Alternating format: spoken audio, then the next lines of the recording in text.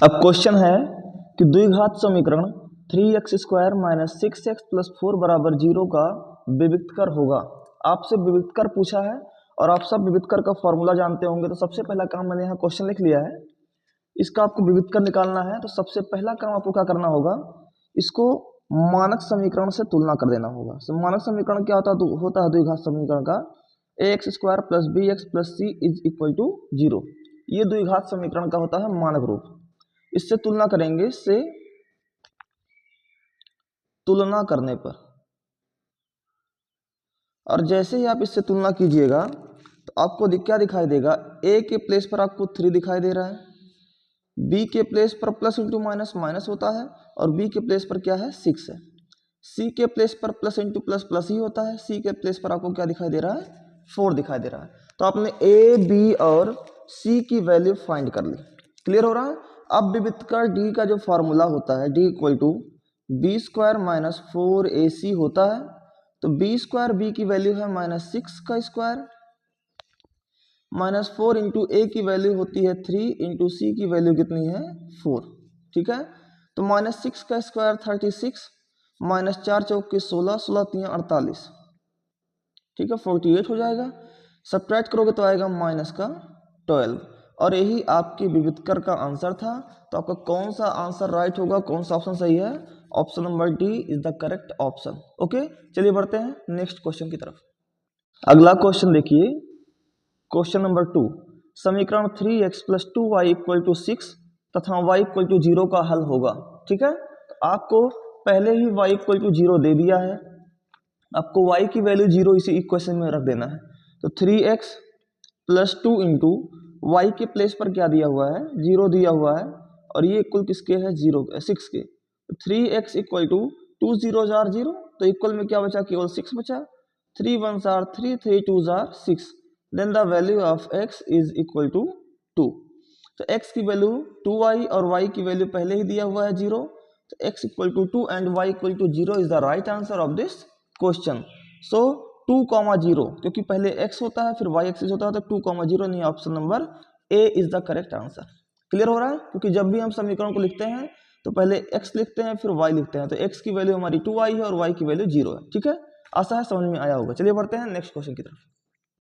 अब third question है कि यदि बिंदुओं a ब्रैकेट में -4, 2 तथा b ब्रैकेट में -5, 6 को जोड़ने वाले रेखाखंड का मध्य बिंदु a/8, 4 है, तो द वैल्यू ऑफ a, यानी a की वैल्यू आपको फाइंड कर देना। ठीक है। तो जब मध्य बिंदु का निर्देशांक होता है तो मध्य बिंदु के निर्देशांक का जो फॉर्मूला होता है वो होता है, देखिए ये x एक्सिस है और ये क्या है y एक्सिस। ठीक है। तो x एक्सिस पर क्या लिखा हुआ है a/8, तो a/8, और ये x एक्सिस का फॉर्मूला क्या होता है x1 + x2/2। तो x1 की जगह पर क्या है -4, प्लस x2 की जगह पर क्या है +5/2। तो यहां से देखेंगे तो a/8 = -4 + 5 1/2। ठीक है। तो यहां से अगर मैं देखूं तो a की वैल्यू क्या हो जाएगी, क्रॉस मल्टीप्लाई कर देंगे तो 8 1 आर 8 और अपॉन में क्या बचना है 2, तो 2 4 are 8, then the value of a is equal to 4 and this is the right answer of this question. आशा है आपको समझ आ रहा होगा। तो ऑप्शन कौन सा सही है आपका, option number b is the right option. चलिए बढ़ते हैं नेक्स्ट क्वेश्चन की तरफ। अगला क्वेश्चन लिखा हुआ है कि वह बड़ी से बड़ी संख्या जिससे 125 और 70 को विभाजित करने पर शेषफल क्रमशः 8 और 5 प्राप्त होता है। तो पहली बात तो आप ऑप्शन से ही कर सकते हैं। अगर हम 15 से 125 में डिवाइड करूँ तो 15 × 7 = 105, 15 × 8 = 120, तभी 5 शेष बचेगा, लेकिन आपको 8 शेष बचना चाहिए। तो नहीं होगा, 13 × 8 = 104, 13 × 9 = 117। देखो 13 से डिवाइड कर रहे हैं तो यहाँ 8 शेष बच रहा है, और 13 × 5 = 65, यहाँ 5 शेष बच रहा है। यानी ऑप्शन तो मुझे पता चल गया कि कौन सा सही होगा, बी सही होगा। क्यों? क्योंकि 13 से डिवाइड कर रहा हूँ, ये क्वेश्चन ऑप्शन से भी सॉल्व हो जाएगा। 13 से डिवाइड कीजिए 125 में तो रिमाइंडर कितना आना चाहिए 8, तो मैंने 13 से डिवाइड किया 125 में तो रिमाइंडर कितना आया 8 आया। 13 से ही डिवाइड किया मैंने 70 में तो रिमाइंडर कितना आया 5, यानी मेरा यही क्या होगा राइट आंसर होगा। एक तो आपको ऑप्शन से करना था, दूसरा मैंने यहाँ देखिए लिखा हुआ है आपसे कह रहा कि 125 और 70 को ऐसी संख्या से विभाजित कीजिए कि प्रत्येक दशा में शेषफल 8 तथा 5 प्राप्त हो। यानी जब 125 में डिवाइड कर रहे हैं तो 8 शेषफल प्राप्त हो रहा है, तो शेषफल को घटा दीजिए। 125 में से 8 गया 117, और 70 से जब 70 में डिवाइड कर रहे हैं तो 5 शेष बच रहा है, तो 70 में से 5 घटा दीजिए, 65 आएगा। अब वह बड़ी से बड़ी संख्या कहाँ है, तो बड़ी से बड़ी का मतलब ही होता है महत्तम समापवर्तक। बड़ी से बड़ी संख्या जैसे ही वो बोलता है आपको तुरंत समझ में आ जाना चाहिए कि उसने कहा है कि मा सा पा निकालिए, ठीक है। महत्तम माने बड़ी से बड़ी, ठीक है। तो आपको मा सा पा निकालना है, तो मा सा पा डिवीजन मेथड से निकाल दीजिए। सबसे छोटे वाले नंबर से उससे बड़े वाले नंबर में डिवाइड कर देते हैं, यही होता है। तो क्या करेंगे, 65 एकम 65, क्योंकि 2 बार ले जाएंगे ज़्यादा हो जाएगा। 7 में से 5 जाएगा तो 2 आएगा, और बच्चा 11 में से 6 जाएगा तो 5 आएगा। अब 52 से जब तक मेरा रिमाइंडर 0 नहीं आएगा मैं उसके पहले वाले डिवाइजर में डिवाइड करता रहूँगा। 52 वंस आर 52, 5 माइनस 2 आया 3, 6 माइनस 5 आया 1। अब 13 से डिवाइड किस में करना है, 52 में, जस्ट उसके पहले वाले डिवाइजर में। 13 4s are 52 and the remainder is 0। तो जो डिवाइजर आपका रिमाइंडर 0 लेके आता है वही आपकी बड़ी से बड़ी संख्या होगी। तो कौन लेकर के आया है, 13, और यही आपका एचसीएफ होगा, बड़ी से बड़ी संख्या। यानी जो राइट आंसर होगा इस क्वेश्चन का वो 13 होगा। आपने यहां से भी देखा और आपने ऑप्शन से भी देखा, ठीक है। तो आशा है आपको ये क्वेश्चन समझ में आया होगा। चलिए बढ़ते हैं नेक्स्ट क्वेश्चन की तरफ। अब अगला क्वेश्चन लिखा हुआ है 6 नंबर क्वेश्चन कि यदि समीकरण x² plus kx minus 6 equal to 0 का एक मूल -2 है तो k का मान होगा, ठीक है। तो जब आपको एक मूल जो दिया होता है वो मूल दरअसल कुछ और नहीं होता है, वो x का वैल्यू ही होता है। क्योंकि ये द्विघात समीकरण है तो इसमें 2 मूल आएगा और एक मूल यानी x की वैल्यू आपको दी हुई है। जब x की वैल्यू दी हुई है तो उठा करके इसी इक्वेशन में रख दीजिए, रख देते हैं तो वहां से आपको k की वैल्यू मिल जाएगी, ठीक है। तो यहाँ मैंने समीकरण को लिख लिया है x² प्लस kx माइनस 6, और यहाँ पर x की वैल्यू मैंने क्या कहा है, जो मूल है वही हमारा x का वैल्यू होता है, यानी कि x बराबर कितना दिया हुआ है, -2 दिया हुआ है। उठा करके इस इक्वेशन में पुट करेंगे, जहाँ x है वहाँ -2 का स्क्वायर हो जाएगा, प्लस k इंटू इसके बीच में क्या है, मल्टीप्लाई है, इंटू में x, और x के प्लेस पर मैं क्या लिख दूंगा, -2, और यहाँ पर -6, ये इक्वल किसके होगा, 0 के। -2 का स्क्वायर होता है +4, प्लस इंटू माइनस -2k, और यहाँ पर -6 इज इक्वल टू 0। तो 4 और -6 -2 होगा, और यहाँ पर -2k पहले ही है, कोई दिक्कत। 4 और -6 क्या होना है, -2, और यहाँ पर -2k पहले लिखा हुआ है, और ये इक्वल किसके हो जाएगा, 0 के। तो यहाँ से k की वैल्यू क्या होगी, ये -2 इक्वल किधर जाएगा तो +2 हो जाएगा, अपॉन ये इंटू में 2 इधर आएगा तो अपॉन में -2 हो जाएगा। तो 2 से 2 क्या हो गया, कैंसिल, और माइनस इंटू प्लस क्या हो जाएगा, minus. So the value of k is equal to -1, and this is the right answer of this question. So the option number C is the right answer. Okay, चलिए बढ़ते हैं next question की तरफ। अब अगला क्वेश्चन लिखा हुआ है कि यदि साइन थीटा बराबर कॉस थीटा, तो अगर थीटा जो है वो 0 डिग्री या 0 डिग्री से बड़ा हो, या 90 डिग्री या 90 डिग्री से छोटा हो, तो थीटा का मान क्या होगा। तो आपको इसी में से ऑप्शन से ही रख लेना है। पहली बात तो आपको लर्न होना चाहिए। आप साइन 60 रखिए, तो साइन 60 की वैल्यू होती है 1/2, और कॉस 60 की वैल्यू होती है √3/2। बिल्कुल बराबर नहीं है, आपका ऑप्शन नंबर ए गलत है।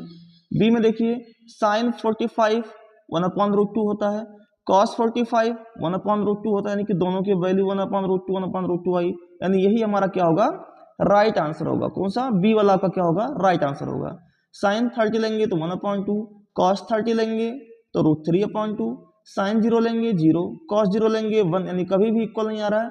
तो इक्वल कौन से केस में आ रहा है, 45 डिग्री के लिए, ठीक है, समझ आ रहा है। तो यही आपके इस क्वेश्चन का क्या होगा, राइट आंसर होगा। चलिए बढ़ते हैं नेक्स्ट क्वेश्चन की तरफ। अब अगला प्रश्न लिखा हुआ है क्वेश्चन नंबर 10, ठीक है। 10 में क्या लिखा है कि बिंदु -3,5 की y अक्ष से दूरी होगी। अब y अक्ष से दूरी अगर निकालनी है तो मैंने आपसे कहा था कि y अक्ष से दूरी पूछेगा तो x अक्ष वाला आंसर, और अगर x अक्ष से दूरी पूछेगा तो y अक्ष वाला आंसर, विदाउट सोचे समझे। y अक्ष से दूरी पूछा है तो कौन सा आंसर हो जाएगा, x अक्ष वाला आंसर हो जाएगा, यानी -3 आपका राइट आंसर होगा। ऑप्शन नंबर ए करेक्ट होगा। क्लियर हो रहा है? और अगर यही दूरी x अक्ष से पूछा होता तो आपका आंसर क्या होता? 5 होता। क्लियर हो रहा है? तो आपको समझ में आया कि जब y से पूछेगा तो x और जब x से पूछेगा तो y h वाला आंसर। क्लियर हो रहा है? चलिए बढ़ते हैं नेक्स्ट क्वेश्चन की तरफ। अब अगला क्वेश्चन लिखा है 12, निम्नलिखित सारणी का माध्य होगा। वर्गंतराल दिया हुआ है, बारंबारता दिया हुआ है, तो मैंने यहाँ हूबहू चीजें लिख ली हैं, वर्गंतराल और बारंबारता। ठीक है, तो सबसे पहले अगर आपको वर्गंतराल दिया होता है तो वर्ग चिन्ह आपको निकालना होता है। वर्गंतराल से वर्ग चिन्ह निकालने का फॉर्मूला क्या है? दोनों को ऐड करके अपॉन 2 कर दो, तो 0 में 10 ऐड करेंगे 10 हो जाएगा, 10 अपॉन 2 क्या होता है? 5। 10 में 20 ऐड कीजिएगा तो 30 हो जाएगा, और 30 अपॉन 2 कितना होता है? 15। 20 में 30 ऐड कीजिएगा तो 50 हो जाएगा, 50 अपॉन 2 कितना होता है? 25। तो आप देख रहे हैं 10 का डिफरेंस आ रहा, तो यहाँ भी 10 का डिफरेंस कर दीजिए 35, यहाँ भी 10 का डिफरेंस कर दीजिए 45। क्लियर हो रहा है? अब आपको fi इंटू एक्स आई निकालना है, यानी कि मल्टीप्लाई कर देना है। तो कीजिएगा तो 5 पचे कितना हो जाएगा? 25। 15 छक कितना हो जाएगा? 90। 25 पंचे कितना हो जाएगा? 125। ठीक है, 35 तिया कितना हो जाएगा? 105, और 45 इक्कम कितना हो जाएगा? 45। ऐड कर देना है, 5 5 10 5 15 5 20 के 0, कैरी कितना आ गया? 2। 2 9 11 11 2 13, 2 9 11 11 2 13, 13 4 17, 17 और 2 19 के 9 हासिल आया कितना? 1। 1 और 1 2, 2 और 1 हासिल 3, है ना? 5 4 20 0, 2 2 4 9 13, 13 2 15, 15 4 19 के 9, 1 1 2 और 1 कैरी 3, 390 आया। ठीक है, और सिग्मा fi कितना आएगा? 6 5 11, 11 5 16, 16 3 18, 19, 19 और 1 20, तो कितना आ जाएगा? 20। अब आपको चूंकि माध्य का फार्मूला होता है sigma fi xi upon sigma fi, इसलिए हमने सिग्मा fi भी फाइंड कर लिया और हमने सिग्मा fi xi भी फाइंड कर लिया। अब सिग्मा fi xi की वैल्यू कितनी है? 390 है, अपॉन में fi की वैल्यू कितनी है? 20 है। 0 से 0 हो गया कैंसल, तो डिवाइड कीजिएगा 2 से 39 में, तो 2 1s are 2, 2 1s are 2, बहुत बचा 19 हो गया, 2 9s are 18 and 2 5s are 10। So the value of this question is 19.5 and this is the right answer of this question. So कौन सा ऑप्शन आपका सही होगा? 19.5, option number D is the correct option. ठीक है, चलिए बढ़ते हैं नेक्स्ट क्वेश्चन की तरफ। अब ये क्वेश्चन लिखा हुआ है आपके सामने 13 कि यदि 3 cot थीटा बराबर 4 हो तो कोसेक थीटा का मान होगा। इस क्वेश्चन को मैं दो तरीके से सॉल्व करना सिखाता हूँ। एक है जो सबसे फास्ट, दोनों ही आसान तरीके हैं, आप समझिए। पहले लिखा हुआ है कि 3 cot थीटा बराबर 4, तो अगर यहां से मैं cot थीटा की वैल्यू पूछूं आपसे, cot थीटा की वैल्यू, तो आप क्या बोलोगे? 4 है, ये इंटू का 3 इक्वल किधर आ जाएगा? तो क्या हो जाएगा? 4/3। क्लियर हो रहा है?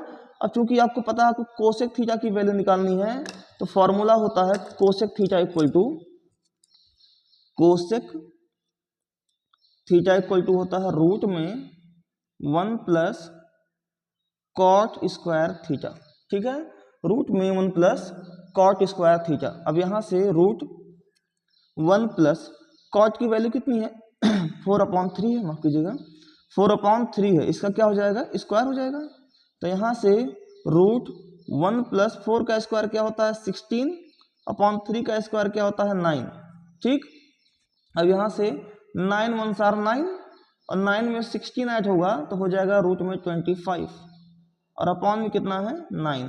अब 25 का स्क्वायर रूट आता है 5 और 9 का स्क्वायर रूट आता है 3। So the right answer is 5/3। ये तो आपका था पहला मेथड। कौन सा था? पहला मेथड। अब मैं इसी क्वेश्चन को सेकंड मेथड से सॉल्व कराता हूं। सेकंड मेथड क्या है देखिए, इसके लिए सबसे आसान तरीका यह है कि आप यहां पर एक समकोण त्रिभुज बना लीजिए। आप जानते हैं cot थीटा बराबर होता है आधार बटे लंब, आधार बटे लंब।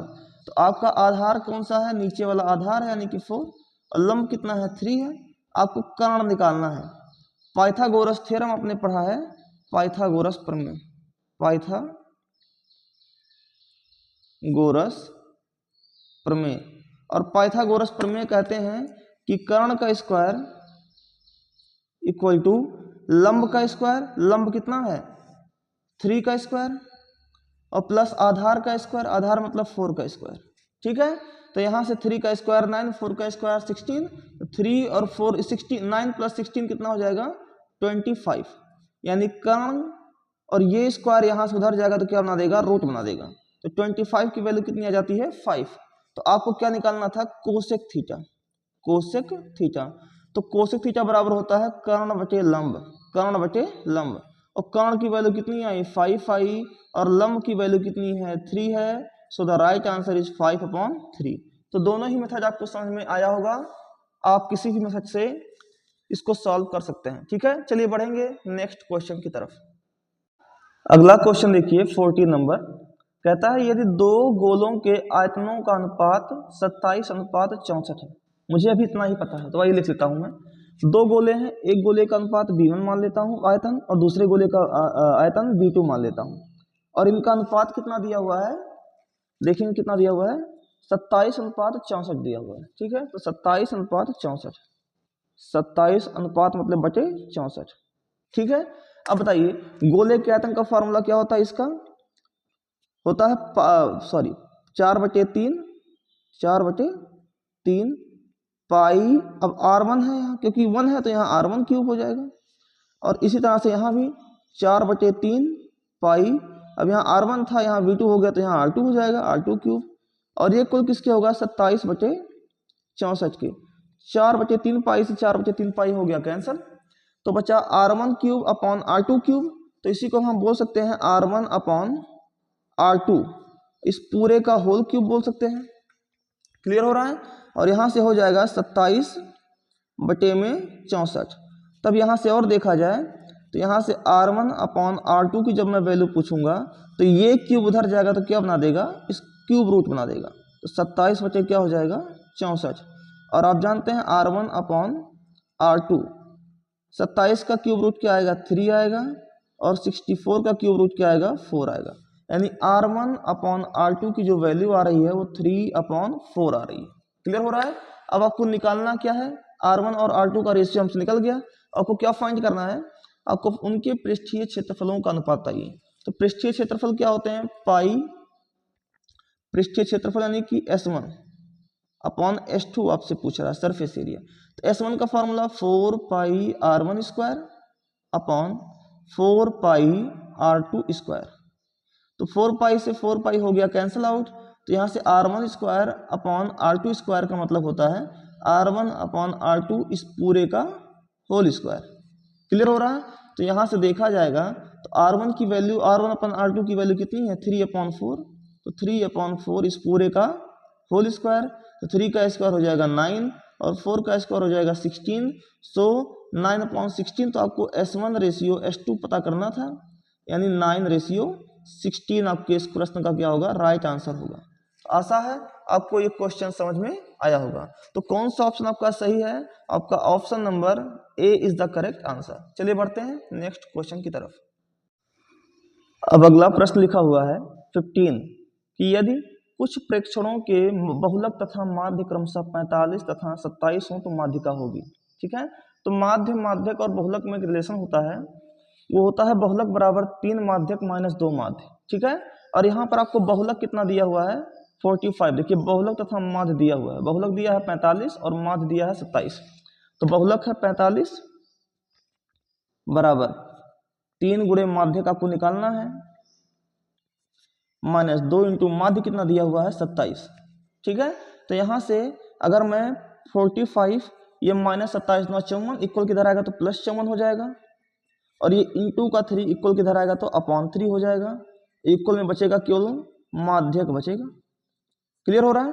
तो 45 और 54 कितना होता है 5 और 4 9 और 5 और 4 9 99 अपॉन में कितना है 3, तो 3 3 are 9 3 3 are 9।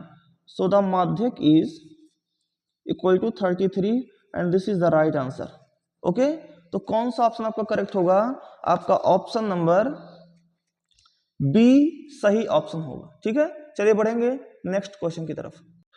अब अगला प्रश्न लिखा हुआ है 16 कि समीकरण x² माइनस 2x प्लस 1 बराबर 0 के मूल होंगे। आपको मूल निकालना है, यानी समीकरण को सॉल्व करना है। तो x² माइनस 2x प्लस 1, तो आपको क्या करना है, आखिरी दोनों का मल्टीप्लाई कर देना है, यानी मल्टीप्लाई करने पर कितना आना चाहिए, 1 का एक्स स्क्वायर में मल्टीप्लाई करिएगा तो एक्स स्क्वायर आएगा, और यहाँ प्लस सिंबल दिया हुआ है, यानी जोड़ने पर कितना आना चाहिए, यही बीच वाला आना चाहिए, यानी 2x आना चाहिए। कुछ इस कदर आप इस मध्य वाले को तोड़िए, बीच वाले को तोड़िए, तो आप बोलिएगा एक्स स्क्वायर माइनस है, लगा दीजिए ब्रैकेट यहाँ कर दीजिए, और प्लस 1, तो ये को क्या होगा 0। अभी तक मैंने कुछ किया नहीं है। अब मैं क्या करूँगा, एक एक्स में अगर मैं एक एक्स ऐड कर दूंगा तो 2x हो जाएगा, और एक एक्स में अगर मैं एक एक्स से मल्टीप्लाई कर दूंगा तो एक एक्स स्क्वायर हो जाएगा। क्लियर हो रहा है, यानी मैंने सही किया है इसमें। अब आप ब्रैकेट को तोड़ लीजिए, x square minus x plus into minus minus x plus 1 is equal to 0। इन दोनों में क्या कॉमन दिख रहा है, एक्स कॉमन दिख रहा है, तो यहाँ से बचेगा एक्स और यहाँ बचेगा 1, एक्स निकल गया तो यहाँ केवल 1 बचा। इन दोनों में देखिए यहाँ जो यहाँ बचा है वही इसमें बचना चाहिए, तो यहाँ माइनस एक्स है तो माइनस कॉमन ले लो, माइनस 1 कॉमन ले लो, जब कुछ कॉमन नहीं दिखता है तो 1 कॉमन होता है, ठीक है। यहाँ माइनस 1 कॉमन ले लो, तो यहाँ से माइनस हट गया, केवल प्लस आया, और माइनस इंटू प्लस क्या हो जाएगा -1, ये इक्वल किसके होगा 0 के, तो x माइनस 1 यहाँ भी, x माइनस 1 यहाँ भी, तो x माइनस 1 कॉमन ले लीजिए, और अंदर क्या बचेगा x माइनस 1 का होल स्क्वायर, ठीक है, और ये इक्वल किसके होगा 0 के। अब अगर आप x माइनस 1 को 0 के इक्वल कीजिएगा तो x इक्वल टू क्या आ जाएगा, x माइनस 1 को 0 के बराबर करेंगे तो x इक्वल टू 1 आएगा, और यहाँ भी x माइनस 1 को 0 के बराबर करेंगे तो x इक्वल टू 1 आ जाएगा। तो जो इसका हल होगा वो 1,1 होगा, और यही इस प्रश्न का क्या होगा, राइट आंसर होगा। तो देखते हैं कौन सा ऑप्शन सही है, आपका option number A correct option है, ठीक है। चलिए बढ़ते हैं नेक्स्ट क्वेश्चन की तरफ। क्वेश्चन दिया है 17 नंबर क्वेश्चन कि यदि 7, 13, 20, 17 तथा 3x का समांतर माध्य 18 हो तो x का मान ज्ञात कीजिए।